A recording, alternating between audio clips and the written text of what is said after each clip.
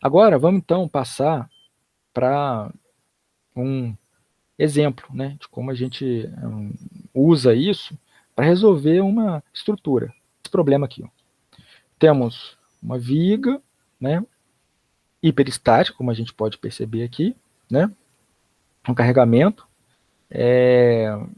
Todas as barras aqui têm as mesmas propriedades elásticas, que é isso aqui, né, o EI vale 1.2 vezes 10 a quarta, né, a carga distribuída é 12, como a gente pode perceber aqui, né, e vamos montar uma solução para esse problema, né. Então vamos fazer o seguinte aqui, né, bem, aqui está o enunciado, né, como foi indicado, essa viga contínua, né. Então nós temos aqui 3 barras, né. Uma pergunta para vocês aqui, né, quais são as deslocabilidades desse problema? Ou quais são os possíveis graus de liberdade? E como que isso vai se transformar em deslocabilidade? Vocês conseguem identificar? Tem deslocamento em deslocamento V, né, em Y e rotação. Deslocamento? Em qual nó? Aqui, nesse nó. Tem algum? Não, professor, você diz... Ah, tá, tô imaginando ela discretizada já, você está falando só nos apoios. Isso. Vamos Eu começar acho que com... Sim. só a rotação, né? Não, aqui nós não temos... Não, aí não, nos apoios nenhum deles. de segundo sim. gênero, só rotação. Isso, exatamente. De terceiro gênero a gente não tem nada. Não tem nada. Então, olha só. Então, quais são os possíveis graus de liberdade que essa estrutura tem? Né? São 3 aqui, 3 aqui, 3 aqui e 3 aqui. Né? 3 vezes 4, 12. Né? Então, assim, enfim. Né? Então, se nós temos 4 nós, a gente tem uma possibilidade aí de 12 graus de liberdade, que é a estrutura toda solta. Só que o que acontece? Alguns deles já estão previamente aplicados os apoios. Então, aqui nós não temos nenhum, né? Aqui nós temos um, que é o quê? Que é a rotação, como você bem observou, né? E foi o Rafael que falou, né? E aqui também nós temos uma rotação. Então, observem aqui, o que vai acontecer aqui? Temos uma rotação aqui e uma rotação aqui. Certo? Que está aqui, ó, né? As únicas deslocabilidades são as rotações D1, que chamamos de D1 e de D2, que são nos apoios internos, né? Então, olha só, está aqui a estrutura, as deslocabilidades foram identificadas. Quem que é o sistema hipergeométrico para essa estrutura aqui? Bem, identifiquei essas duas deslocabilidades, vou impedir essas rotações. Então, é como se eu colasse algumas chapas aqui, né, para impedir que as barras se movimentem. Ok? Ficou claro aqui quem são as deslocabilidades e quem é o sistema hipergeométrico? E que o sistema hipergeométrico ele é derivado da estrutura original, impedindo os vínculos associados às deslocabilidades. Por isso que é importante determinar as deslocabilidades, porque aí é onde a gente vai saber onde que a gente vai ter que travar a estrutura. Ficou claro aqui? Sim. Muito bem. Então, o que nós vamos fazer agora? Como nós fizemos no caso anterior, né, nós vamos aplicar o carregamento no sistema hipergeométrico. Então, observe, ao aplicar o carregamento no sistema hipergeométrico, o que vai acontecer é isso aqui, ó. A barra vai se deformar dessa forma, dessa maneira. Né? Por que ela se deforma desse jeito aqui? Ó? Notem, aqui nós temos um apoio de terceiro gênero, e aqui ó, a gente transformou esse apoio num apoio de terceiro gênero. Né? Por quê? Ele está com os dois, já estava com os dois deslocamentos horizontal e vertical impedidos, e agora nós impedimos a rotação. Então, essa barra aqui ó, não vai sofrer nenhum deslocamento nas suas extremidades. O que ela vai se deformar aqui vai ser devido ao carregamento aplicado. A segunda barra, a mesma coisa. Né? E a terceira também. Certo? O que vai acontecer aqui? Né? Quando a gente aplicou como a gente travou isso aqui, né? Ao aplicar esse carregamento, vão surgir aquelas ações de engastamento perfeito, né? Seriam equivalentes a reações de apoio. Então, vai surgir uma força aqui, ó, beta 0, né? Para poder manter isso tudo em equilíbrio, beta 1, 0, né? E vai ter uma outra força aqui também, beta 2, 0. E essa força, ela vai surgir em consequência da gente ter travado, né, de ter impedido esses vínculos. Porque, observem bem, né, o nó está lá, está disponível para, está livre para se movimentar. Se a gente colocou um apoio, o que acontece? Quando você põe um apoio, naturalmente aparece reação de apoio, né? Então, é o que vai acontecer aqui, né? Vai aparecer essa reação de apoio aqui, beta 1, 0. Ah, mas vai aparecer uma reação de apoio aqui e aqui também. Não, claro, com certeza. Só que essa não vai ser, não é do nosso interesse, pelo menos agora, no momento, né? Porque ela já vai ser uma reação de apoio da estrutura, né? Vai aparecer aqui e aqui. Vai aparecer aqui também, né? Reações de apoio aqui, né? Dessa forma, né? Muito bem. Aí, então esse é o caso 0. Quem que é o caso 1 agora? O caso 1 a gente vai pegar a deslocabilidade D1 e vamos, enfim, nós vamos aplicar a deslocabilidade D1. Né? Como que nós vamos fazer isso? Bem, como a gente está falando de princípio da superposição, eu vou fazer o seguinte, ó, eu vou aplicar D1 igual a 1, né, vou aplicar uma rotação unitária e vou multiplicar por D1. Aqui, ó. Então, observe, o que eu estou fazendo aqui, né? Em realidade, eu aplico uma rotação unitária e multiplico por esse valor aqui, enfim, de D1, que pode ser um valor qualquer. E o que vai acontecer aqui, né? Vão surgir essas forças, né? Essas, que são os coeficientes de rigidez, que é o K11 e aqui nesse nó, e o K21 nesse nó aqui, né? Observem aqui, vamos só lembrar de como a gente fez, né? Aquela notação. Quem que é o K11? É a força associada à deslocabilidade, no caso aqui é um momento, né? Já que a gente está falando de uma deslocabilidade de rotação. É a força que surge no nó 1 devido a uma força aplicada, força generalizada, né? Aplicada na deslocabilidade, desculpem, K11 é a força que aparece no nó 1, né? Como aqui, ou associado à deslocabilidade 1, quando a gente aplica um deslocamento unitário na direção da deslocabilidade 1. Quem que é o K21? K21 é a força que aparece na direção da deslocabilidade 2 quando foi aplicado um deslocamento unitário associado à deslocabilidade D1. Então, notem, o primeiro aqui, ó, identifica a deslocabilidade, né? Aqui 1, aqui 2. O segundo identifica onde que o deslocamento unitário foi aplicado. Então, K em 1 devido a 1, K em 2 devido a 1. Vamos agora para o caso 2. Né? O que é o caso 2? Pegamos a deslocabilidade 2, fazemos ela unitária, multiplicamos pela incógnita que a gente tem interesse aqui. Né? Aqui, né? Então, o que vai acontecer aqui? Essa vai ser a deformada, né? Nota que a gente pegou esse nó aqui, né? Ou essa deslocabilidade, desculpem, né? Rotacionamos, aplicamos uma deslocabilidade unitária. A deformada é essa aqui, como está indicado. O que acontece aqui? Aparece uma força K em 1 devido a 2, e aqui aparece o K em 2 devido a 2. Então, esse é o procedimento, né, que a gente vai usar para o método dos deslocamentos. Então, como que a gente vai... Agora vamos fazer o seguinte, ó.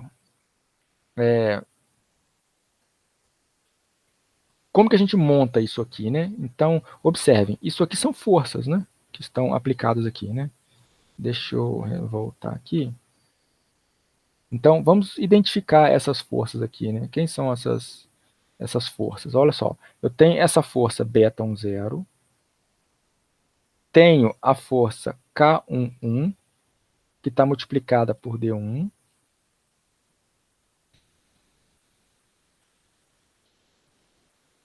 tenho a força K12, que está multiplicada por D2. Temos aqui, então, agora, para esse grau de liberdade, né, para essa desjogabilidade, essa força beta10. Temos essa força K21.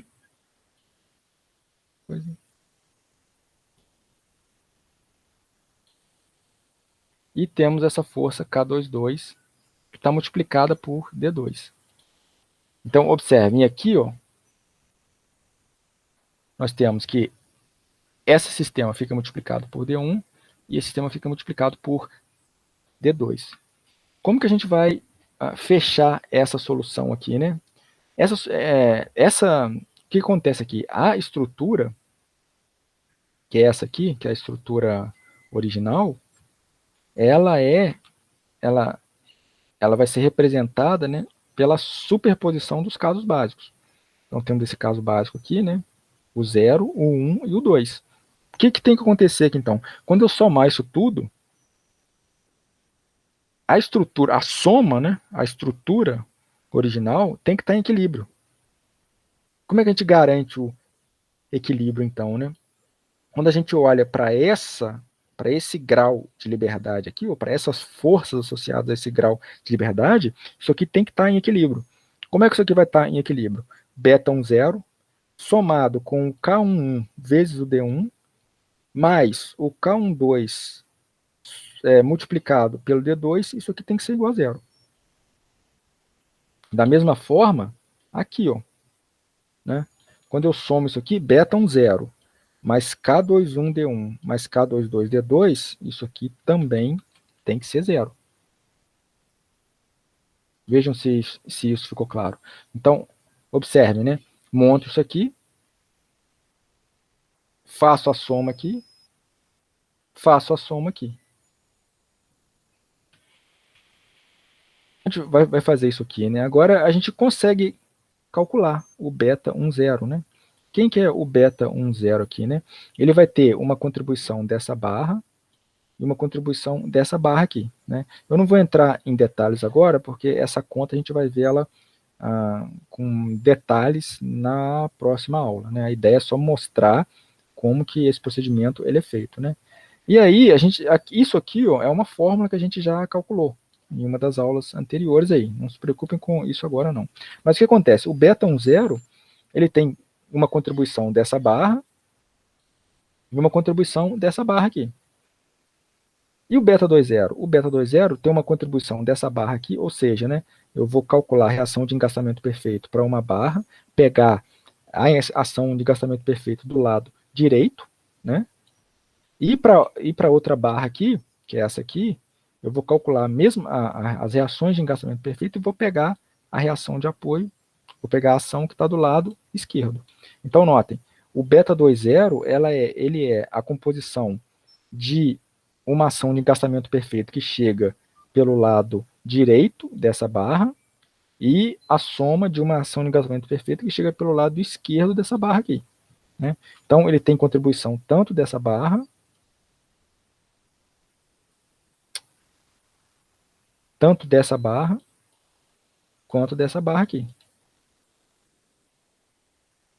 Não se preocupem com isso agora, né? Então, olha só.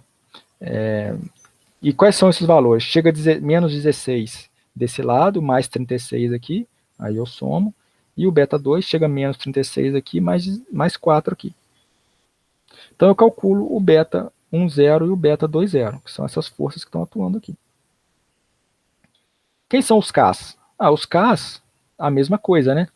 Cada barra vai ter uma contribuição, né? Então, quem que é o K11? O K11 aqui, ó, ele vai ter uma contribuição dessa barra e uma contribuição dessa barra aqui. Como que eu calculo isso? Eu olho para aquelas configurações elementares, né? Dessa barra aqui, ó, eu tenho a N6, se eu não me engano, né? E nessa outra barra aqui, eu tenho uma contribuição que está associada ao N3. Né? Vamos só retomar aqui, só para deixar claro, né? Cadê as configurações? Aqui, ó, né? Para a barra da direita, eu tenho o N6. Para a barra da para a barra da esquerda, né, eu tenho o N6. Para a barra da direita, eu tenho o N3. Se a gente observar aqui, ó, vamos voltar lá, né?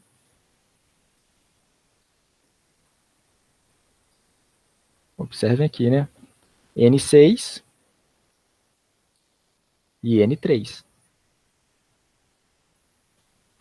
Bem, calculo essas forças, mais uma vez, não vamos nos preocupar com esse cálculo, né? Mas eu vou pegar essas contribuições e vou somar aqui, ó. Então, o K11 vai ter uma contribuição dessa barra e dessa barra aqui. E aí eu E quem que é o K21? O K21 ele vai ter uma contribuição dessa barra aqui, né? E dessa outra barra aqui, que na verdade vai ser nula, né? Quer dizer, ele não vai embora a barra esteja atuando, né? Ela esteja conectada a essa. Embora a barra esteja conectada ao nó, não vai ter contribuição nenhuma, né? Porque, enfim, essa deslocabilidade não afeta essa barra aqui. Então, no caso, ela só vai ter a contribuição dessa barra aqui, que no caso é a N3, né, para a barra do meio. E por fim, né, a gente determina que o K22, que vai ter a contribuição dessa barra aqui, seria o N6 dela, né, e dessa outra barra menor aqui. Ó, né? Então, vai ter essas duas contribuições, né. Então, nós vamos contabilizar, né, nota que o que vai acontecer aqui, né? Nessa barra do meio vai ter uma contribuição pelo lado direito, né? Que vai ser o K66, né? Dessa barra, o K66 linha. E dessa barra menor aqui, a contribuição vai ser o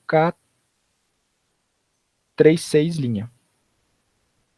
Enfim, mais uma vez, não se preocupe com isso, a gente vai ver isso com bastante detalhe na próxima aula, né? Mas a ideia é que é possível calcular esses coeficientes fazendo uma associação com os casos básicos. Então, observe, o que nós fizemos aqui? Ó? Calculamos todos esses coeficientes e agora, para resolver, né, a estrutura pelo método dos deslocamentos, né, a gente impõe as condições de equilíbrio, né, de modo que as forças internas, as forças externas, né,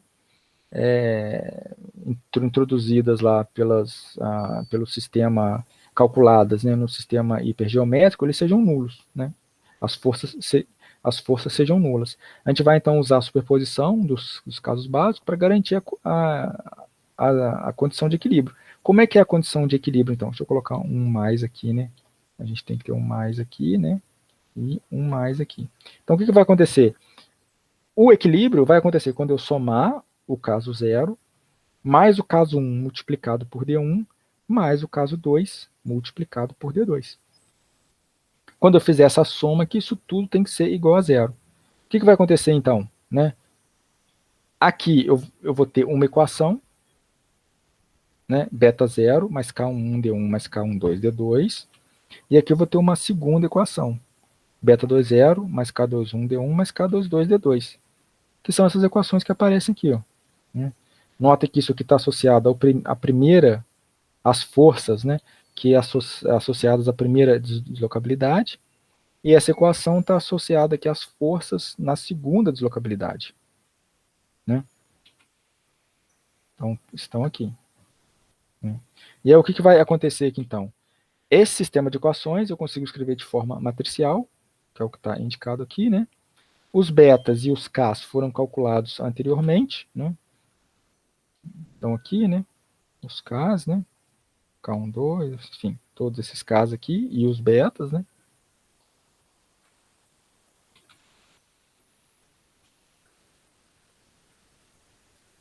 Aqui, né? E aí, substituindo os valores, né? os betas deu 20 e 32, se eu não me engano, né? Estão aqui os cálculos. A gente chega nesse sistema de equações aqui. Ó. E... cadê? Faltou a solução. Bem, esqueci de colocar aqui. Mas, enfim, o que acontece aqui, né? Os deslocamentos D1 e D2, na estrutura original, né, ou na estrutura, enfim, que a gente quer determinar, eles são a solução desse sistema de equações aqui. Quem são os caras que estão atuando? Quem são os elementos, as entradas dessa matriz, né? São contribuições que vêm dos casos básicos, né? A gente fez aquela superposição de casos básicos, né? Cada entrada dessa aqui, ó, K1, K12, K21 e K22, são essas contas que são feitas aqui, né? E cada um deles levou em consideração a interação de uma ou mais barras.